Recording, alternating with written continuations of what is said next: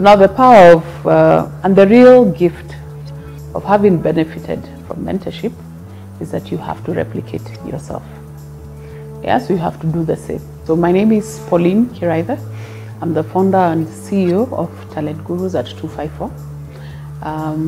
It's an organization that's in the market space to help people discover their true talents, as well as nurture them to be the best versions of themselves.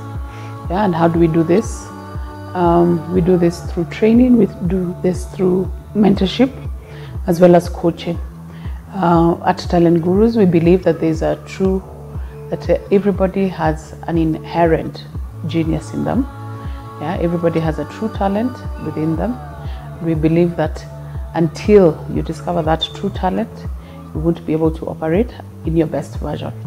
Yeah, having been a HR practitioner for 21 years in corporate Kenya, I realized a lot of people ended up in careers that they don't enjoy, that they don't end up living out their true version. So I'm in the market space right now, helping young people, yeah, to get into the right careers from the get-go, but also helping professionals who, unfortunately, most of them, according to the world statistics, 87% of the people who currently work don't enjoy what they do.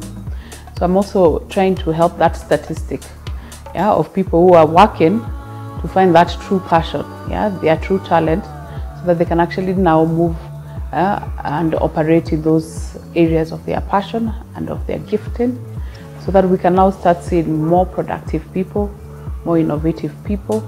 I truly believe you can't create, you can't innovate, and you cannot be passionate about something that you don't truly enjoy. So actually, in terms of my career, actually it's 28 years in HR, 21 years in corporate Kenya, and now 7 years in entrepreneurship. So interesting enough, I'm actually a product of mentorship. Yeah, so I started out my career, and in the 6th year, I sought out a career mentor. Yeah, so that's in my second workspace. Yeah, and this was a gentleman I didn't know, but I admired. Yeah, who I wanted to be just like him. He was a PwC consultant. Those were the days PwC was the place to work in, and I always wanted to become a consultant. Yeah, so I approached him. So the thing about mentorship, it has to be somebody that you admire, you'd want to emulate, and you'd want to become like them. Yeah, so I approached him. He was not a complete stranger, because he was a consultant within the organization that I had been hired in, and we were working with him in the HR department for a period of 1 year, because it was a startup, and PwC was a consulting organization that was helping the organization set up. Yeah, and I was in HR, so we had worked side by side for a while, and I had gotten to admire his way of work, his style, and even his type of leadership. And yes, I approached him and I told him I would actually want to be like him. And surprisingly enough, he agreed. Yeah, so the thing is, he was a man, I didn't know him, but he was a professional who I admired, and I wanted to be like him. So the key thing about mentorship is somebody who you admire and you would want to emulate. I remember when I approached him, one key thing he told me was, are you ready to do the work? So mentorship has work. Yeah. So I think a lot of people think that mentorship is just we're having talks, but you're not doing it. Yeah. So the key thing about mentorship is what you're learning from your mentor, you're implementing. So what we used to do, so initially there was more input. Yeah. There's more pouring out from the mentor, but a lot of intake for me as the mentee. But there was actually much more work that was required from me as a mentee. Yeah. So I remember we used to meet more often in the beginning. Yeah. So we would meet like on a monthly basis in the earlier years. Yeah. And so we found a creative way of doing the mentorship. So how did we used to do it? I was at that point I used to drive. He used to drive. I hated and still hate going to car washes because it's full of men. So how did I used to do my car wash? I'd get him to. We used to go take our cars for car wash because see now I have somebody to mentor. Yeah, as he's mentoring me, as our cars are getting washed, he's mentoring me. Yeah, so it went on like that. Even when I used to change my jobs, he would advise me. I started out as a HR generalist, and then he advised me it would be time for you now to also specialize. So I also specialized in the various branches of HR. And at some point, actually, he said, you know what, I want to just see if my mentorship is working. So even at some point, we worked together. He actually got me to work with him. And now this was the point where now he was trying to test if my values, yeah, and even my leadership style had grown. And I worked with him for 2 years. And I remember that was the point now I was moving. I had actually just moved into management, because I moved into management at 27. So he now groomed me into management and into leadership. Yeah, so mentorship requires a lot of discipline. It requires a lot of proactivity from the mentee. Yeah, so you don't expect your mentor to be calling you. You're the one to do the calling. You're the one to maintain the contact. You're the one to ensure the sessions are productive, yeah, with the kind of questions you come with. Yeah, you're the one to be implementing. Yeah, so whatever you agree, don't go back and say, oh, I didn't do it. No, you implement.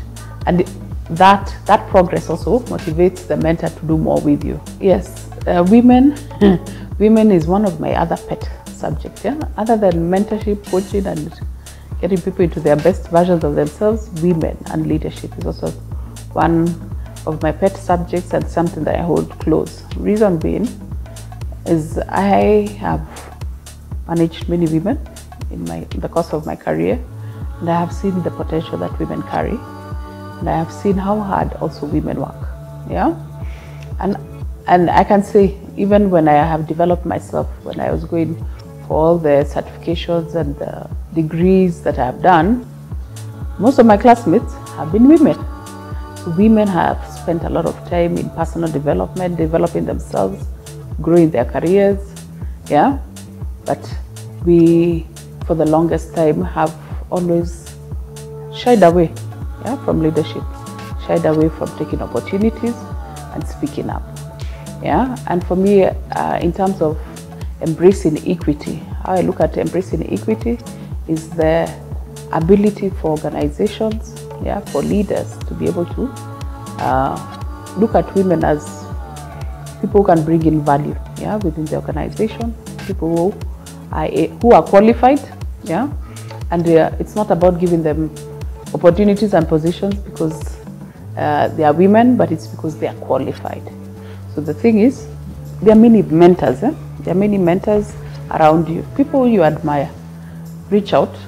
I'll tell you, majority of the people, if you reach out to them just the same way I did with mine, they will agree, yeah, provided they can see that you're serious about that engagement, and don't squander the opportunity. Once they've agreed, do the work, walk the journey with them, yeah, and they will only keep giving you more, to the extent that you engage with them, yeah, to the extent that they can see that you're serious about the engagement.